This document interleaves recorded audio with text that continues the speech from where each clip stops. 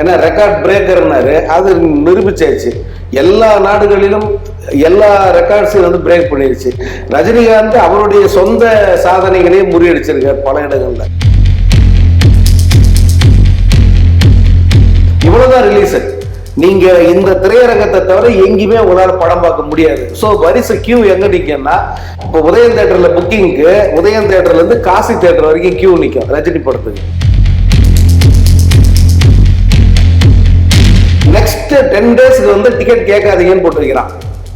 ஒரு படம் ஓப்பனிங் வந்து 17 நாளுக்கு வந்து அந்த படத்துக்கு ஓப்பனிங்கே ஃபுல்லா இருக்கு. அப்படி இருந்த காலம் ஒன்று இருந்தது. அது 100 நாட்களை தாண்டிச்சு. வெள்ளி விழா கண்டது, பொன் விழா எல்லாம் கண்டுச்சு, 900 நாள்லாம் கூட ஓடுச்சு. அது காரணம் என்னன்னா லிமிடெட் ரிலீஸ்.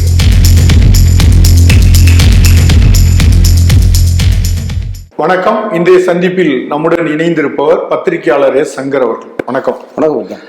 கூலி ரிலீஸ் ஆகி 4 நாட்கள் ஆயிட்டு முதல் வார கலெக்ஷன் ரிப்போர்ட் போட்டிருக்காங்க. அது எப்படி இருக்கு? அந்த மாதிரி பெரிய படங்களுக்கு வந்து எப்பவுமே ஃபர்ஸ்ட் டே கலெக்ஷன் என்ன, ஃபர்ஸ்ட் வீக்கெண்டு கலெக்ஷன் என்ன, இது ரொம்ப ஆர்வமாக இருப்பாங்க ஃபேன்ஸ் எல்லாம் தெரிஞ்சுக்கிறதுக்கு. அந்த வகையில் கூலி படம் முதல் நாள் 151 கோடி அப்படின்னு சன் பிக்சர்ஸ் போட்டிருந்தாங்க.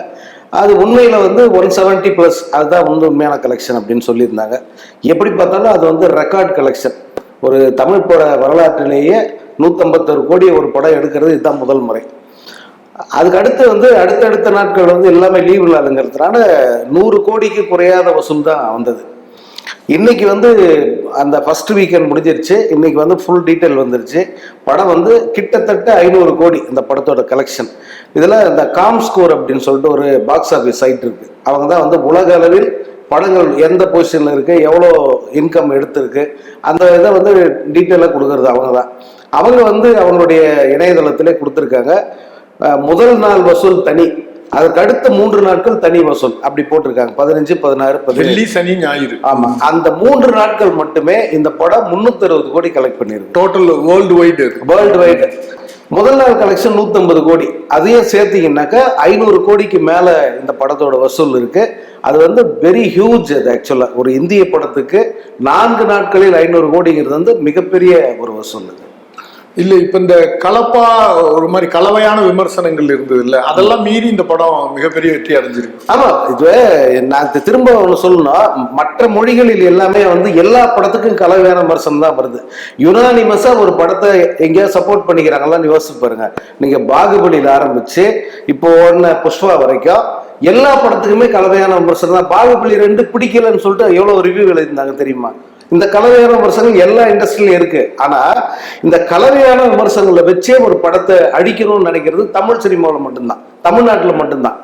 கர்நாடகாவிலேயோ ஆந்திராவிலேயோ கேரளாவிலேயோ ஒரு படம் அவங்களுக்கு பிடிச்சதோ பிடிக்கலையோ, ஆனா மக்கள் அதை பாக்குறாங்க, மக்கள் விரும்பி பாக்குறாங்க அப்படின்னா விட்டுடுறாங்க, சப்போர்ட் பண்ண ஆரம்பிக்கிறாங்க அந்த படத்துக்கு. புஷ்பா 2க்கு ஏன் 2000 கோடி அப்படின்னா ஏன் இந்திக்காரங்களுக்கு தெரியாதா அந்த படத்துல லாஜிக் இல்லைன்ட்டு? இல்ல இந்திக்காரங்க பார்க்காத படமா, மசாலா படமா? எல்லாத்தையும் பார்த்தவங்க தான் இந்த புஷ்பா 2வை கொண்டாடினாங்க. இங்க தென்னாட்டில விட அங்க ஹிந்தியில அதிக வசூல் அந்த படத்துக்கு. அதனாலதான் அது 2000 கோடின்னு போச்சு. சோ இந்த நிலை வந்து இங்க இல்லை.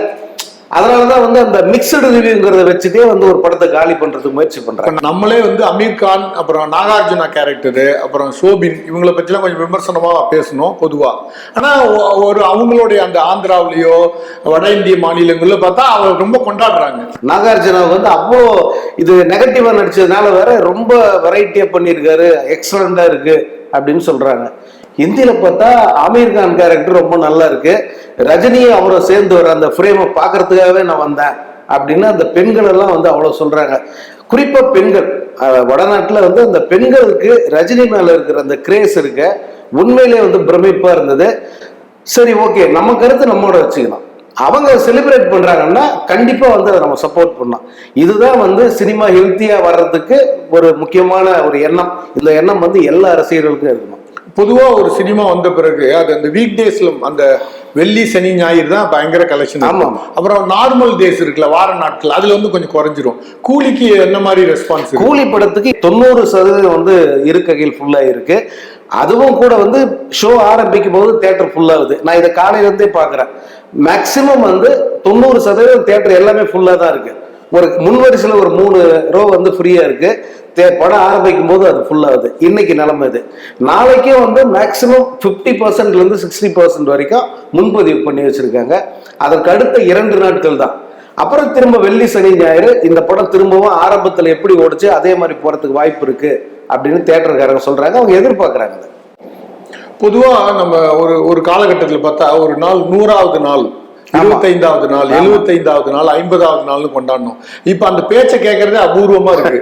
ஏன் இப்படி மாறி போயிட்டு ஒரு 10 நாள் ஓடினாலே இந்த சினிமா ஏன்னா வந்து முன்ன வந்து இப்ப ரஜினி படமே எடுத்துக்காங்களேன், சென்னை நகரத்துக்குள்ள எத்தனை தேட்டர்ன்றீங்க? 3 தேட்டர் தான் போடுவாங்க. சென்னை நகரத்துக்குள்ள மிஞ்சி போனா 4 தேட்டர், அதுவும் பர்மனண்டா ஆல்பர்ட், அபிராமி, ஸ்ரீபிருந்தா, கமலா, இல்லைன்னா ஏவிஎம் ராஜேஸ்வரி ஏரியாவுக்கு ஒரு இது. அதுக்கப்புறம் வந்து உதயம், அப்போ உதயம் இருந்து உதயம் தேட்டர்ல போடுவாங்க. இவ்வளவுதான் ரிலீஸ். நீங்க இந்த திரையரங்கத்தை தவிர எங்கேயுமே உங்களால படம் பார்க்க முடியாது. ஸோ வரிசை கியூ எங்க நிற்கும்னா, இப்போ உதயம் தேட்டர்ல புக்கிங்க்கு உதயம் தேட்டர்ல இருந்து காசி தேட்டர் வரைக்கும் கியூ நிற்கும் ரஜினி படத்துக்கு. அப்படி இருந்த நாள் இப்போ என்னாச்சுன்னா, சென்னையில இருக்க எல்லா ஸ்கிரீன்ஸ்லயும் அந்த படம் தான் போட்டிருக்காங்க. சென்னையில வந்து ஒரு 90-100 ஸ்கிரீன் இருக்குன்னா 100 ஸ்கிரீன்ல வந்து கூலி தான் போட்டிருக்காங்க. ஸோ எல்லா தேட்டர்லையும் போய் எங்க வேணா போய் ஜனங்க பார்த்துக்க முடியும். அப்போ என்ன ஆகுதுன்னா, இத்தனை நாள் வந்து வெயிட் பண்ணி பார்க்கணும். முதல் நாள் இந்த 4 தேட்டர்லையும் ஃபுல் ஆயிடுச்சுன்னா அடுத்த ஷோ அடுத்த நாள் அடுத்த நாள் அடுத்த நாள். நீங்க வந்து அலங்கார்னு ஒரு தேட்டர் இருந்தது அப்போ மவுண்ட் ரோட்ல. இந்த அலங்கார் தேட்டர்ல ஒரு பிளாக் போர்டு இருக்கும். அதுல வந்து வாரத்தின் 7 நாள் எழுதி வச்சிருப்பாங்க. அதுல வந்து புக்கிங் ஸ்டேட்டஸ் அப்படிதான், இப்பதான் கம்ப்யூட்டர், அதுல வந்து இன்ட் மார்க் போட்டிருப்பாங்க.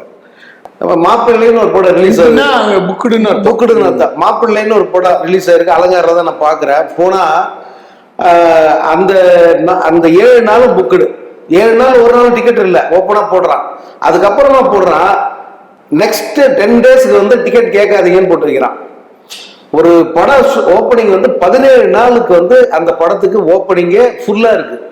அப்படி இருந்த காலம் ஒன்று இருந்தது. அது 100 நாட்களை தாண்டிச்சு. வெள்ளி விழா கண்டது, பொன் விழா எல்லாம் கண்டுச்சு, 900 நாள்லாம் கூட ஓடுச்சு. அது காரணம் என்னன்னா லிமிடெட் ரிலீஸ். இப்ப அப்படி இல்ல, தமிழ்நாட்டில் இருக்கிற மொத்த தேட்டர்லயுமே படத்தை ரிலீஸ் பண்ணி 10 நாள் ஓடினாவே போதும். 10 நாள் ஓடினா 100 நாள் கலெக்ஷன் வந்து எடுத்துடுறாங்க. இதுதான் நிலவரம். இப்ப இந்த முதல் 3 நாட்கள் அதிகமான விலை வைத்து விற்கிறாங்கல்ல டிக்கெட், அதை பத்தி ஒரு விமர்சனம் இருக்கு. பொதுவா ஒரு காட்சி மட்டும்தான், அதாவது முதல் காட்சி இருக்கிற 9 மணி காட்சி, அந்த 9 மணி காட்சிக்கு மட்டும்தான் சில அரங்குகள்ல டிக்கெட் பிரைஸ் அதிகமா இருந்தது அப்படின்னு வந்து கேள்விப்பட்ட. சில அரங்குகள்ல ஒரு 100 ரூபாய் 150 ரூபாய் அதிகமா வச்சு வித்ததா சொன்னாங்க. ஆனா அடுத்த காட்சிகள் எல்லாம் வந்து நார்மலா கவுண்டர் பிரைஸ் என்னவோ அதை தான் கொடுத்தாங்க. இன்னும் 10 நாட்கள்ல எப்படி இருக்கும் கூலி? இந்த படம் வந்து ஜெயிலரோட வசூலை தாண்டுன்றாங்க. ஜெயிலர் வந்து 670 700 கோடி ரூபாய் வரைக்கும் அதோட கலெக்ஷன் அப்படின்னு சொல்லியிருந்தாங்க. அது ஒரு பெரிய ரெக்கார்ட் கலெக்ஷன். அது அந்த கலெக்ஷனை வந்து இந்த படம் தாண்டுவதற்கு வாய்ப்பு இருக்கு. அடுத்த வாரத்துல, இந்த வாரம் வந்து 500 கோடினா அடுத்த வாரம் வந்து ஒரு 700 crores வரும் அப்படின்னு எதிர்பார்க்குறாங்க. அதையும் தாண்டி இப்போ லீவு நாள்லாம் வருது, விநாயகர் சதுர்த்தி, ஆயுத பூஜை, அந்த மாதிரி நாட்கள்லாம் வருது. அது வரைக்கும் வந்து படம் இருந்தா நிச்சயமா வந்து ஒரு பெரிய ஈவன் 2.0 கலெக்ஷனை கூட தொடர்றதுக்கு வாய்ப்பு இருக்கு. பொதுவாக எல்லா படங்களுக்கும் வந்து ஒரு 3 நாள் ஆனாவே சக்சஸ் மீட்னு ஒன்று வைப்பாங்க. ஆமா ஆமா. சன் பிக்சர்ஸ் வந்து பிரஸ்ஸே மீட் பண்ணல. ஆமா. இப்ப இதுல எது சக்சஸ் மீட்டுக்கெல்லாம் வரவே வாய்ப்பு இருக்கா? இல்ல, அவங்க பொதுவாகவே வந்து இந்த மீடியா மீடியாவா இருக்கிறது எதுவுமே வந்து பயன்படுத்த வேணாம் அப்படின்ற ஒரு நினைப்புலதான் இருக்காங்க. ஆரம்ப நாள்ல இருந்தே அவங்க அந்த ட்ரெண்ட் தான் அவளுக்கு. உங்களுக்கு ஒரு விஷயம் தெரியாது, எந்திரன் படத்துக்கு ப்ரெஷ்ஷாவே அவங்க போடல, ப்ரெஷ்ஷை போட மாட்டேன்ட்டாங்க. அந்த மாதிரி ஒரு நிறுவனம் அது.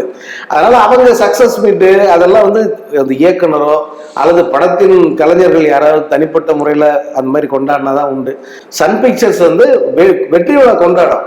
அது எப்படின்னா, முன்ன ஜெயிலருக்கு பண்ணாங்க பாருங்க, எல்லாருக்கும் பரிசு கொடுக்கறது, அவங்க ஊழியர்களுக்கு பரிசு கொடுக்கறது, அது ஒரு தனி விழாவை தனியா ஹோட்டல்ல ஏற்பாடு பண்ணி அப்படிதான் வந்து அவங்க செய்வாங்க. இப்போ ஜெயிலருக்கு வந்து BMW காரா இறக்குனாங்க. ஆமா, போர்சேவா அந்த மாதிரி ஃபாரின் கார்ஸ் எல்லாம் 1 வருஷம் தான் இருக்கு, இதுக்குள்ள பழசாயிருக்கு.